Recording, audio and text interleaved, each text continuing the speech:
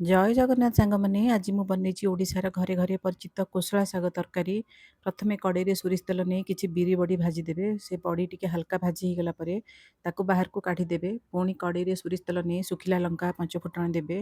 ତାପରେ ସାରୁ ଆଳୁ କଖାରୁ ବୋଇତି କଖାରୁକୁ ଖଣ୍ଡ ଖଣ୍ଡ କାଟି ତାକୁ ଭଲ ଭାବରେ ଭାଜିକି ଘୋଡ଼ଣି ଦେଇକି ମିଡ଼ିୟମ୍ ଫ୍ଲେମ୍ରେ 10 ମିନିଟ୍ କୁକ୍ କରିଦେବେ। ତାପରେ ଘୋଡ଼ଣି ଖୋଲି କଟା ଟମାଟୋ କିଛି ପକାଇବେ। ତାପରେ ଗୋଟେ ସୋରିଷ ମସଲା ତିଆରି କରିଥିବେ। ସୋରିଷ ଶୁଖିଲା ଲଙ୍କା ରସୁଣ ଅଳ୍ପ ପିଆଜ ଦେଇକି ବାଟିକି ସେ ମସଲା ଦେବେ।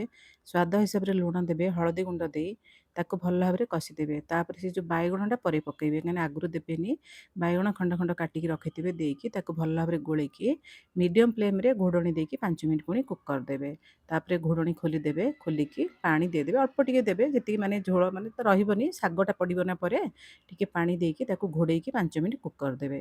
ତାପରେ ଘୋଡ଼ଣି ଖୋଲି କୋଶଳା ଶାଗ ଧୋଇକି ରଖିଥିବେ। ନାଲି କୋଶଳା ମୁଁ ନେଇଛି। କୋଶଳା ଶାଗ ଦେଇକି ତାକୁ ଘୋଡ଼ଣି ଦେଇ ପୁଣି 10 ମିନିଟ୍ କୁକ୍ କରିଦେବେ। ତାପରେ ଘୋଡ଼ଣି ଖୋଲିଦେବେ। 10 ମିନିଟ୍ ହେଇଯାଇଥିବ, ଶାଗ ବି ସିଝି ଆସିଥିବ। ତାକୁ ଭଲ ଭାବରେ ମିଶାମିଶି କରିକି ଆଉ ଟିକେ ଘୋଡ଼େଇ ଦେବେ। ତାପରେ ସେ ଯେଉଁ ଭାଜିକି ରଖିଥିବେ ନା ବଡ଼ି, ବିରି ବଡ଼ିଟା, ସେଇଟା ଉପରୁ ଦେଇଦେବେ। ବଡ଼ି ଦେଲେ ହିଁ ତା'ର ବାସ୍ନା ସ୍ୱାଦ ବହୁତ ଭଲ ଲାଗିବ। ତାପରେ ତାକୁ ଷ୍ଟାଣ୍ଡିଂ ଟାଇମ୍ରେ ଟିକେ ଅଳ୍ପ ସମୟ ଲୋରେ ରଖିଦେବେ।